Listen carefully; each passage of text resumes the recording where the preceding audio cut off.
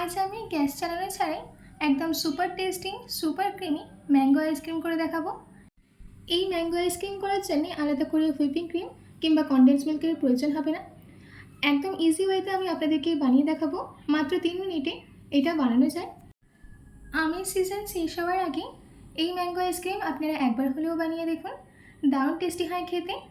আর এটা যদি আপনারা আপনাদের বাড়ির সদস্যদেরকে দেন তাহলে তারা আর বাইরে থেকে আইসক্রিম কেনার কথা একদমই বলবে না। তো চলুন বেশি দেরি না করে শুরু করছি আমার আজকের এই ইজি অ্যান্ড টেস্টি ম্যাঙ্গো আইসক্রিমের রেসিপি। এই ম্যাঙ্গো আইসক্রিম বানানোর জন্য সবার প্রথমে আমি এখানে নিয়েছি 2টো পাকা আম।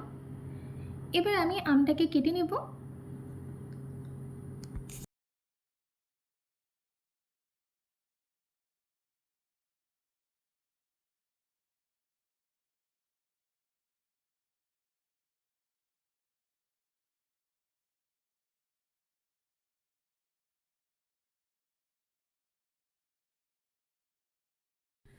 আমি যেইভাবে আমটাকে ছোট ছোট টুকরো করে কেটে নিচ্ছি সেইভাবেই কেটে নেবেন।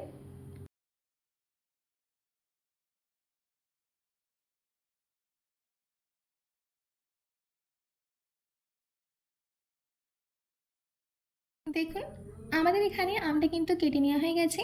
এই একইভাবে বাকি আমগুলোকেও কেটে নেব। এবার একটা গ্রাইন্ডিং জার নিয়ে তার মধ্যে দিয়ে দিতে হবে আমাদের কেটে রাখা আম।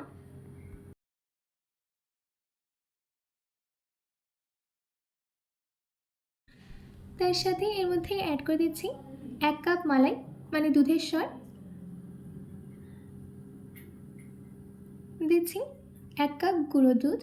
গুঁড়ো দুধটা দিলে এর টেস্টটা আরও বেড়ে যায়। দিচ্ছি 4 চামচ চিনি। এবার আমি এর মধ্যে অ্যাড করে দিচ্ছি কিছুটা কাজু। আর সব শেষে 1 কাপ দুধ দিয়ে এটার একটা স্মুথ পেস্ট রেডি করে নেব।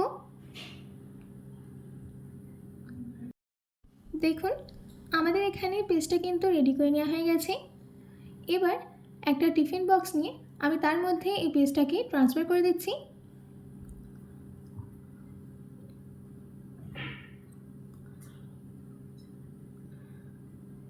এবার আমি উপর থেকে ছড়িয়ে দিচ্ছি আমাদের কেটে রাখা পাকা আম।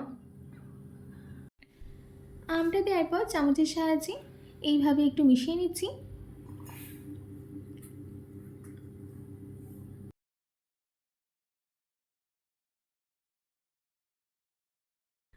বেশ, টিফিনটাকে বন্ধ করে দিয়ে 15 থেকে 16 ঘন্টার জন্য ফ্রিজে সেট হতে দেব। 16 ঘন্টা বাদ ফিরে আসছি। আমাদের এখানে 16 ঘন্টা কিন্তু হয়ে গেছে। আর এদিকে আইসক্রিমটাও কিন্তু ভালো করে সেট হয়ে গেছে। আমি আপনাদেরকে আইসক্রিমটা বের করে দেখাচ্ছি। দেখুন কত সুন্দর ক্রিমি আইসক্রিম আমাদের রেডি হয়ে গেছে, তাও আবার মাত্র 3 মিনিটে। এবার আমি এই আইসক্রিমটাকে সার্ভ করে নিচ্ছি। গার্নিশিংয়ের জন্য উপর থেকে ছড়িয়ে দিতে হবে চপড পেস্তা।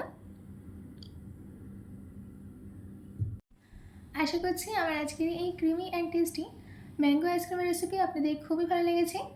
বাড়িতে এটি অবশ্যই ট্রাই করবেন ও কমেন্ট বক্সে কমেন্ট করে জানাতে একদম ভুলবেন না। তো আজকের মতো এইটুকু, আবার দেখা হচ্ছে অন্য কোনো রেসিপি নিয়ে। ভালো থাকবেন, সুস্থ থাকবেন।